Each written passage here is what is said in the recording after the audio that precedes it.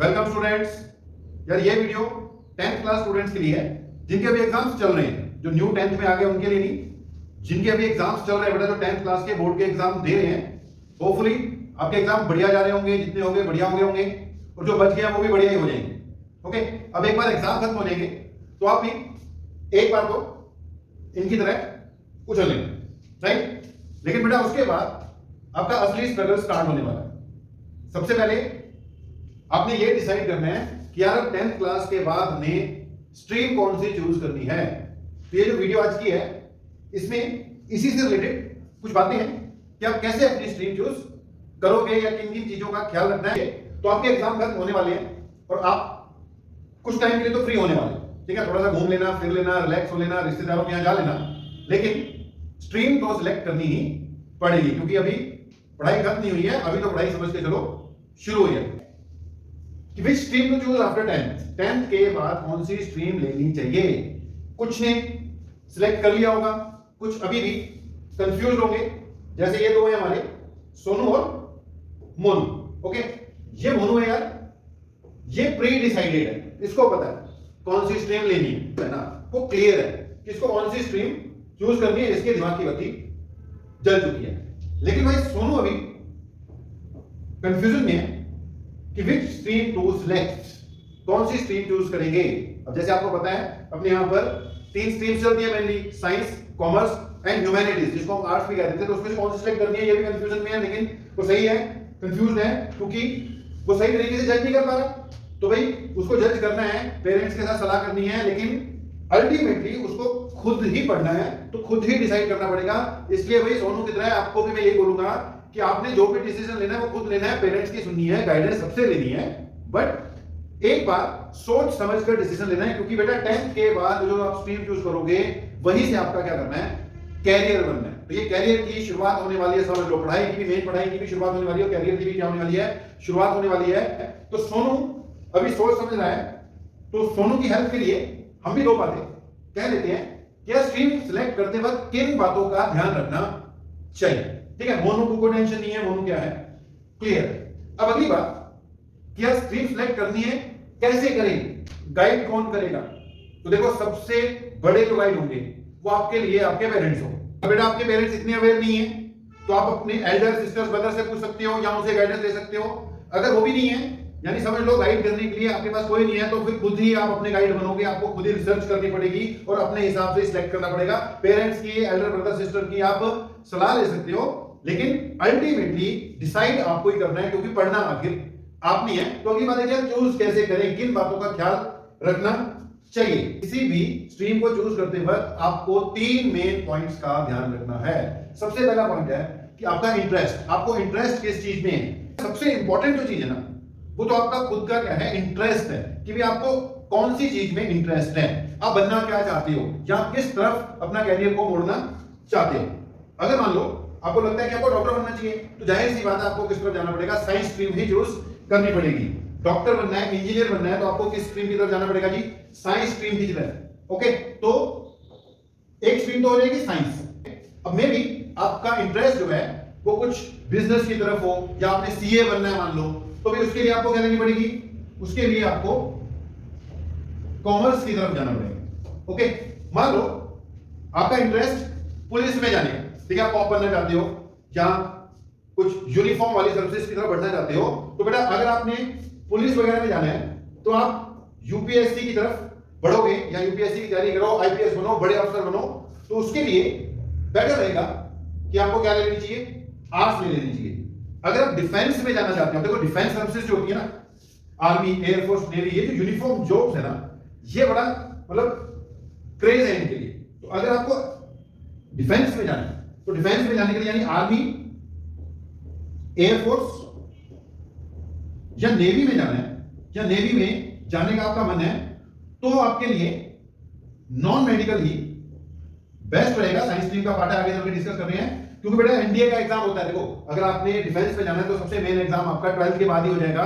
12th में होते हैं तभी आप दे सकते हैं, एनडीए का एग्जाम दे सकते हैं। एनडीए के लिए एक अलग वीडियो बनाएंगे कि एनडीए को कैसे दे सकते हैं, कैसे उसमें अपीयर हो सकते हैं, किस किस चीज की जरूरत पड़ती है। लेकिन हाँ, सबसे पहली बात, अगर आपके माइंड में एनडीए है तो क्या लेना भाई, नॉन मेडिकल लेना। क्योंकि एनडीए में जो सबसे मेन एग्जाम है, 2 एग्जाम होते हैं, उसके एक जनरल इंग्लिश जनरल अवेयरनेस वाला होता है, लेकिन उससे पहले होता है एक मैथ्स का एग्जाम, और मैथ्स में +1 +2 लेवल का, बढ़िया लेवल का मैथ्स आता है। तो अगर आपके माइंड में एनडीए है तो फिर आपको क्या लेना चाहिए जी, नॉन मेडिकल, या फिर आप डिसाइड आपने जज बनना है भाई कि वकील बनना है। मतलब सबसे मेन चीज क्या है, आपका खुद का इंटरेस्ट है। तो अगर आप जज बनना चाहते हो, अगर आप वकील बनना चाहते हो, तो आपको ह्यूमैनिटीज, आगे डिस्कस करते हैं बेटा। 3 नाम आ गए हमारे पास, एक आ गया साइंस, या फिर अगर कॉमर्स फील्ड में जाना चाहते हो तो आपको क्या चूज करनी पड़ेगी, कॉमर्स। अगर आप आईपीएस जज या फिर लॉ वगैरह करने चाहते हो तो बेटर रहेगा कि आप ह्यूमैनिटीज के अच्छे सब्जेक्ट्स लो, आर्ट्स लो, ताकि आप बढ़िया कर सको। तो सबसे पहली चीज आपको क्या चेक करना है, इंटरेस्ट देखना है। तो number 1 thing you have to see is your own interest. अगली बात, अब इंटरेस्ट तो देख लिया, लेकिन बेटा आपको अपनी स्ट्रेंथ भी देखनी पड़ेगी कि आपका फील्ड जो है या आपके सब्जेक्ट्स जो है, कौन से ऐसे सब्जेक्ट्स हैं जिनमें आप स्ट्रॉन्ग। अब आप मान लो डॉक्टर बनना चाहते हो, डॉक्टर बनने के लिए आपको एमबीबीएस करनी पड़ेगी, एमबीबीएस के लिए आपको नीट का एग्जाम देना पड़ेगा। लेकिन अगर आपकी फिजिक्स वीक है या केमिस्ट्री वीक है तो आप नीट के लिए कंपीट नहीं कर पाओगे।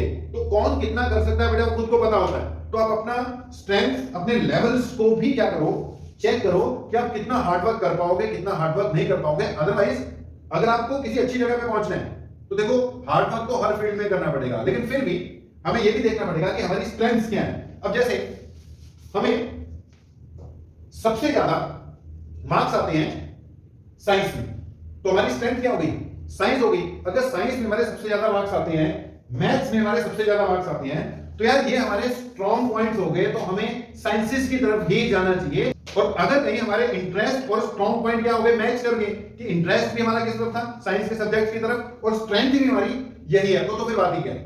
लेकिन अगर उल्टा है क्या, बनना तो हम डॉक्टर चाहते हैं, लेकिन हमारे साइंस और मैथ्स में नंबर ही काफी कम आ रहे हैं, ऐसे इसलिए ज्यादा आ रहे हैं। अब कोई बच्चा है, मान लो कि उसके ज्योग्राफी में, हिस्ट्री में, इकोनॉमिक्स में भाई बहुत बढ़िया नंबर आते हैं, लेकिन मैथ्स में उसका काम गड़बड़ी है, मैथ्स में उसके नंबर भी नहीं आ पाते, या उसको मतलब इतना ज्यादा इंटरेस्ट भी डेवलप नहीं होता। अब अगर वो जिद करके बैठ जाए कि यार मैं तो साइंस ही लूंगा, तो मतलब वो अपने टैलेंट को क्या कर रहा है, वेस्ट कर रहा है। तो बेटा अगर आपके एसएस के सब्जेक्ट्स में, हिस्ट्री, ज्योग्राफी, इकोनॉमिक्स, इन सब में अच्छे नंबर आ रहे हैं, आपको इंटरेस्ट भी है इसमें, नंबर भी आ रहे हैं, मतलब आपके इंटरेस्ट भी इसी में है, प्लस आपकी स्ट्रेंथ भी है, तो किसी के प्रेशर में मत आना भाई। अगर पेरेंट्स कह रहे हैं कि अब साइंस लेनी है तुमने, साइंस में तुम्हारे नंबर नहीं आ रहे हैं, ऊपर से इंटरेस्ट भी नहीं है, तो फिर प्रेशर में नहीं आना। गाइडेंस लेनी है लेकिन प्रेशर में नहीं आना। बार बार बोल रहा हूं कि सिलेक्ट तो तुम्हें खुद ही करना पड़ेगा। ओके जी, तो सबसे पहली चीज क्या देखनी है आपने, अपना इंटरेस्ट। दूसरी बात स्ट्रेंथ, और समझ लो स्ट्रेंथ और इंटरेस्ट को क्या करना है, मैच करना है। अगर आपके इंटरेस्ट भी उसी तरफ है, स्ट्रेंथ भी वही चीज है, तो समझ लो कि आपका बेड़ा पार है भाई, बहुत आगे तक जाओगे। ठीक है। अच्छा, कई बार ऐसा भी हो सकता है कि आपका जो स्ट्रेंथ है वो लैंग्वेजेस है। अब इंग्लिश में बच्चे के खूब नंबर आ रहे हैं, फुल बटा फुल आ रहे हैं, वो पोएट्री भी बहुत बढ़िया कर रहा है, कविताएं भी लिख रहा है, मैं भी वो हिंदी की कविताएं लिख रहा हूं, इंग्लिश की पोएम्स लिख रहा हूं। देखो कविताएं हिंदी में होंगी और पोएम्स इंग्लिश में होंगी, तो यार आप लैंग्वेजेस को भी अपने कैरियर के रूप में यूज कर सकते हो। तो सब्जेक्ट्स सारे के सारे बढ़िया हैं। ये जो कॉमन बात है ना कि ज्यादा नंबर आ जाए तो क्या ले लो जी, साइंस ले लो, अगर थोड़े कम नंबर है कॉमर्स ले लो, और अगर और कम नंबर है तो आर्ट्स ले लो या ह्यूमैनिटीज ले लो। भाई आर्ट्स को कम करके मत आंको, ये मान लो कि इंडिया की जो सबसे बड़ी सर्विस है ना, जो सबसे बड़ी नौकरी मानी जाती है, वो आईएएस ऑफिसर की नौकरी मानी जाती है। यूपीएससी वाले इसका एग्जाम लेते हैं, इससे बड़ी ये समझ लो इंडिया में कोई चीज नहीं है। अगर आप तैयारी कर रहे हो तो जो सबसे बड़ी चीज है ना, जैसे मेडिकल नॉन मेडिकल वालों के लिए, मेडिकल वालों के लिए सबसे बड़ी चीज होगी नीट, और जो है नॉन मेडिकल वालों के लिए आईआईटी होगी। भैया इन सबसे भी ऊपर क्या है, आईएएस है। और आईएएस जितने भी बनते हैं वो समझ लो मोस्ट ऑफ देम कहां से आते हैं, ह्यूमैनिटीज बैकग्राउंड से आते हैं, आर्ट्स से आते हैं।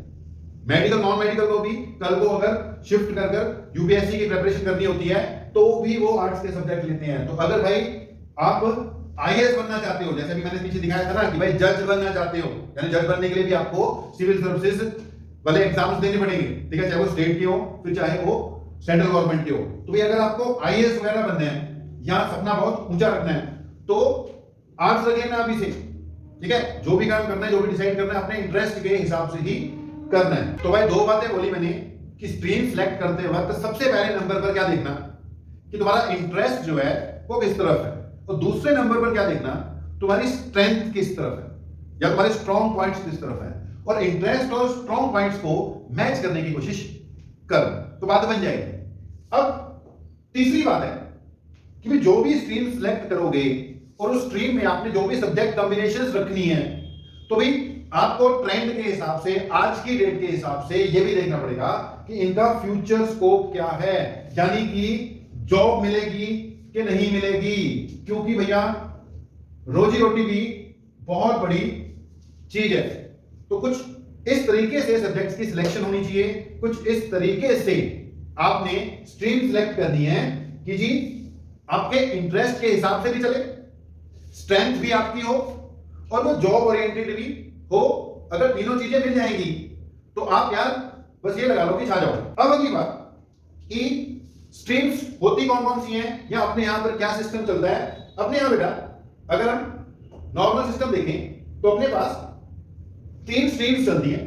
एक इसको कहते हैं साइंस स्ट्रीम, एक इसको कहते हैं कॉमर्स स्ट्रीम, और एक इसको कहते हैं ह्यूमैनिटीज या फिर आर्ट्स। ठीक है, ह्यूमैनिटीज, इसी को हम लोग आर्ट्स भी कहते हैं, बढ़िया लगता है ह्यूमैनिटीज, ह्यूमैनिटीज ही बोला करो, आर्ट्स अब थोड़ा ज्यादा बढ़िया नहीं लगता। ओके, तो वैसे इसको क्या कहते हैं, साइंस, कॉमर्स एंड ह्यूमैनिटीज।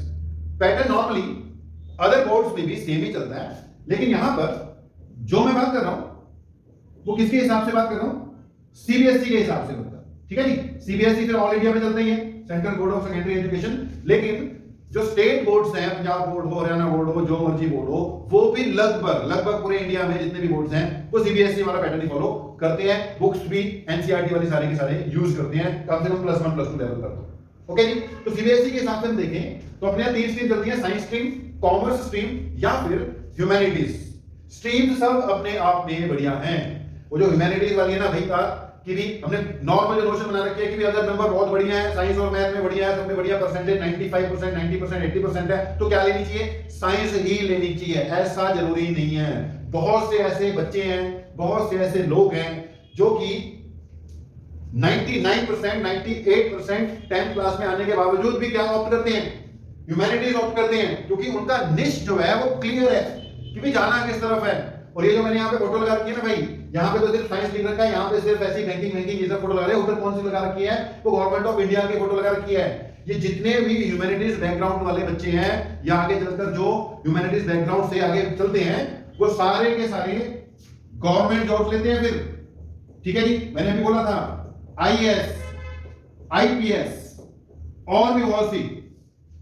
तो ये जो है ना, ये जो एम्बलम है सबसे में जय वाला इंडिया का, भाई इसका बहुत क्रेज है।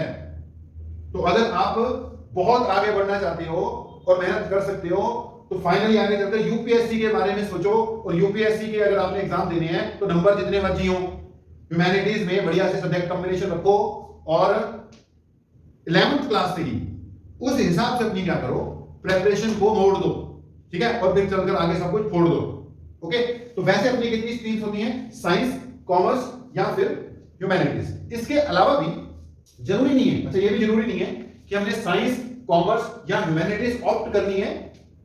अपने यहां पर कुछ वोकेशनल कोर्सेज भी होते हैं जो कि 10th के बाद किए जा सकते हैं। जैसे जो सबसे ज्यादा नाम चलता है जिनका, उनको डिप्लोमा कोर्सेज कहते हैं। कई तरह के होते हैं, कई इंजीनियरिंग कॉलेजेस जो होते हैं ना, वो भी कई तरह के डिप्लोमा कोर्सेज कराते हैं। इंजीनियरिंग साइड के डिप्लोमा भी होते हैं, दूसरी साइड के भी होते हैं। इसके अलावा भी कई तरह के वोकेशनल कोर्सेज किए जा सकते हैं।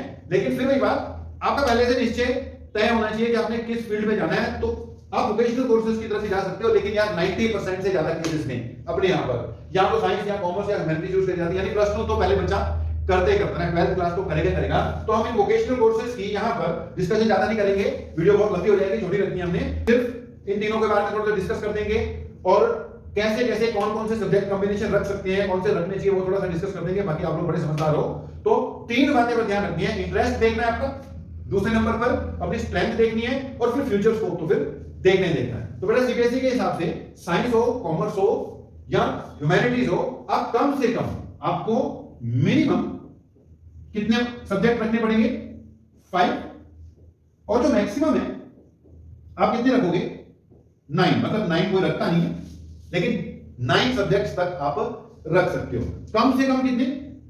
5। नॉर्मली बच्चा एक क्या ले लेता है?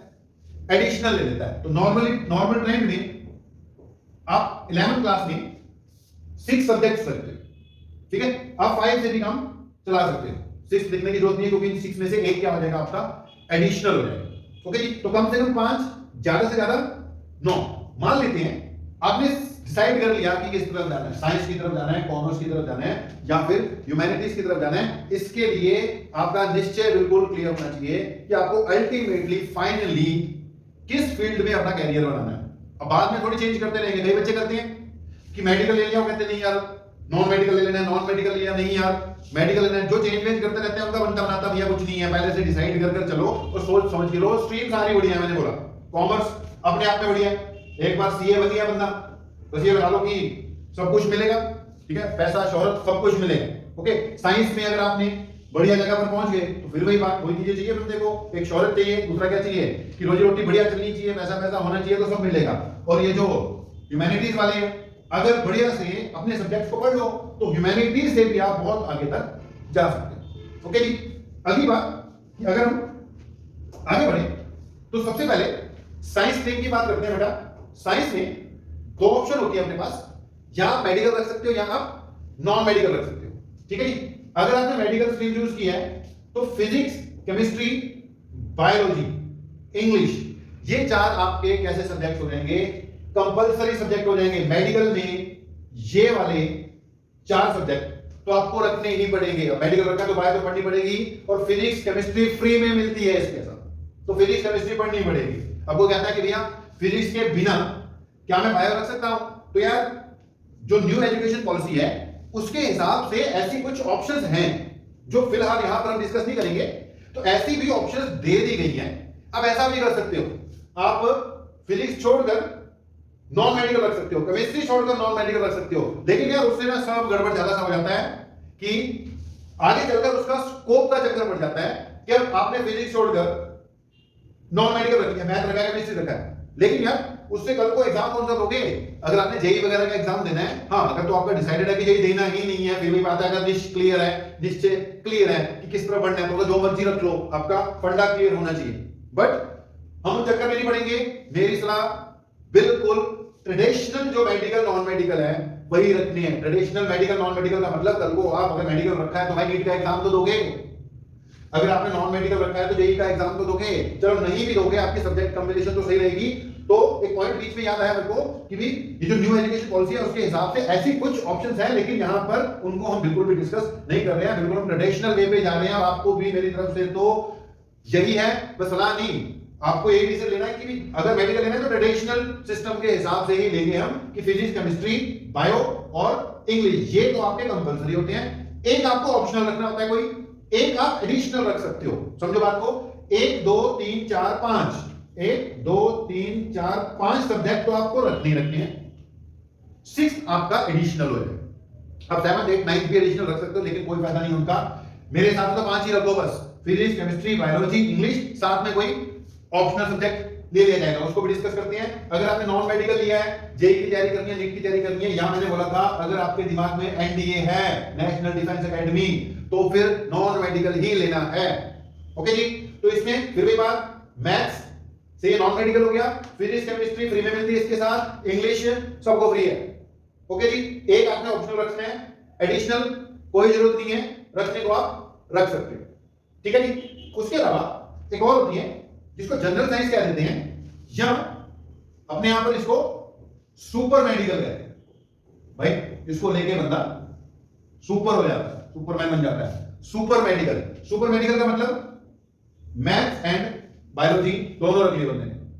अब देखो अगर मुझसे पूछोगे तो ऐसा बिल्कुल नहीं करना, लेकिन अगर किसी ने सलाह दे रखी है, जैसे मान लो कई बार क्या होता है ना, अब्रॉड जाना होता है, तो अब्रॉड जाने के लिए कोई सब्जेक्ट कॉम्बिनेशन का कोई चक्कर होता है, उसके बारे में भाई मुझे ज्यादा जानकारी नहीं है, तो वो दूसरी बात है। अदरवाइज हम आपको बिल्कुल नॉर्मल तरीके से चला रहे हैं, तो या तो मेडिकल रखो या फिर क्या रखो, नॉन मेडिकल रखो। अब किसी ने निश्चय कर रखा है, फिर वही बात कि मैं तो अब्रॉड जाना, तो अब्रॉड में हाँ सुना है मैंने कि ऐसे कोई सब्जेक्ट कॉम्बिनेशन का आगे चलकर चक्कर पड़ता है, तो बच्चे क्या करते हैं, रख तो बायोलॉजी, मतलब रखना तो बायोलॉजी चाहते नहीं, लेकिन साथ में वो मैथ्स भी रख लेते हैं। लेकिन भाई बिना मतलब का बोझ है, अगर आपने बायो रखनी है तो बायो रखो और उसको ढंग से करो। तो वैसे रखते हैं लोग, ठीक है।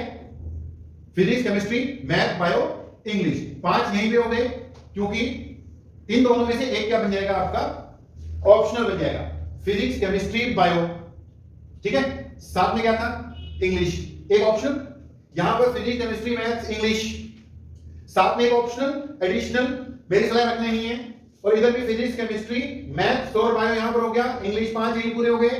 मेरे हिसाब से एडिशनल रखना ही नहीं है, तो यहां पे वैसे ऑप्शनल भी रख लेते होते हैं, क्योंकि मैथ्स और बायो में से एक एडिशनल हो जाता होता है। तो ये बेटा आपकी क्या रहती है, सब्जेक्ट कॉम्बिनेशन रहती है। अब बंदे ने मेडिकल डिसाइड कर लिया तो फिर ऑप्शन खत्म हो गई ना, उसको यही रखने पड़ेंगे, बस एक ऑप्शनल ऑप्शनल ऑप्शनल जो उसमें ऑप्शन हो सकती है।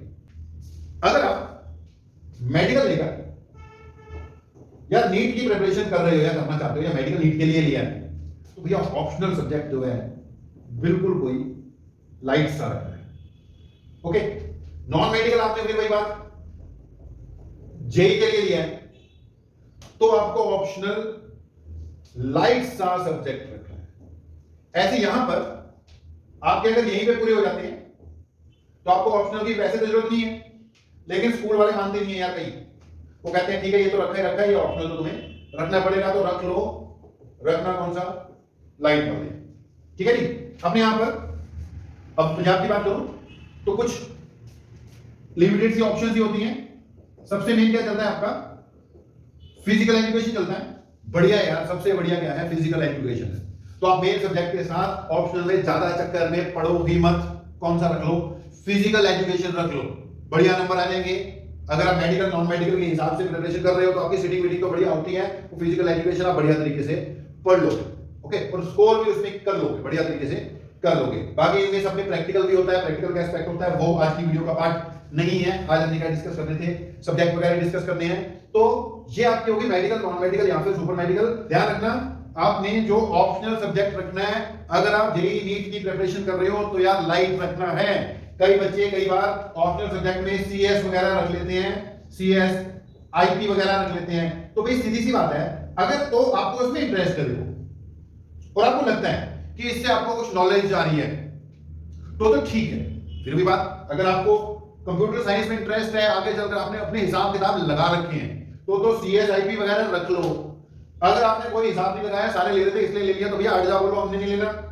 कई बार दे देते हैं जबरदस्ती कि नहीं हमारे यहाँ तो सीएस, ये बोलो नहीं हमने नहीं लेना भैया सीएस, ओके। हाँ, अगर आपने डिसाइड करके मर्जी से ले रहे तो दूसरी बात है, अदरवाइज आपको फिर यहाँ पे दिक्कत आ जाएगी। उधर फिजिक्स, केमिस्ट्री, बायो की टेंशन हो रही होगी, साथ में सीएस भी पढ़ना पड़ेगा उतना जोर लगाकर। तो ये सीएस आईपी हमारी तरफ से नॉट रिकमेंडेड है अगर आप नीट जेईई की तैयारी कर रहे हो। बाकी अगर आपको ये पसंद है, आपका इसमें इंटरेस्ट है, तो जरूर लो, लेकिन इतना है पढ़ना है पड़ेगा। फिजिकल एजुकेशन के कंपैरिजन इसमें ज्यादा जोर लगाना पड़ेगा, राइट। तो ये हो गया आपकी सब्जेक्ट कॉम्बिनेशन, या मेडिकल या नॉन मेडिकल या फिर सुपर मीनिंग क्या है, सुपर मेडिकल, ओके। तो ये बड़ा साइंस स्ट्रीम के बारे में वीडियो में थोड़ी छोटी रखनी है, बहुत ज्यादा बड़ी नहीं करनी है। तो ज्यादा डिटेल्स में कभी आएंगे तो सिर्फ साइंस को डिस्कस करेंगे, सिर्फ कॉमर्स को डिस्कस करेंगे, या फिर सिर्फ ह्यूमैनिटीज को डिस्कस करेंगे। भाई मेरा खुद का सब्जेक्ट फिजिक्स है, साइंस स्ट्रीम ली हुई है, लेकिन मेरे को आज भी इंटरेस्ट जो है वो किस फील्ड का है, ह्यूमैनिटीज का है, हिस्ट्री, ज्योग्राफी, ये सब चीजों में ज्यादा इंटरेस्ट बैठता है। आज भी बच्चों को मैं हिस्ट्री भी पढ़ाने लग जाता हूँ, ज्योग्राफी भी पढ़ाने लग जाता हूँ। तो अगर उसमें मेल चलती तो मैं इस साइड पे चले गया होता, यूपीएससी बेसिक की तैयारी करता, लेकिन चलो नॉन मेडिकल लिया, ठीक है, इसमें भी रोजी चल रही है अपनी, तो आप अपने हिसाब से डिसाइड करना यार, इंटरेस्ट के हिसाब से। अगली बात आती है कॉमर्स स्ट्रीम। कॉमर्स स्ट्रीम में ये तो सब्जेक्ट कॉम्बिनेशन होती है बेटा, इसमें भी वही अकाउंटेंसी, बिजनेस स्टडीज, इकोनॉमिक्स, ये तो मिलेंगे भैया बाय डिफॉल्ट। इंग्लिश तो फिर है ही है, करनी है।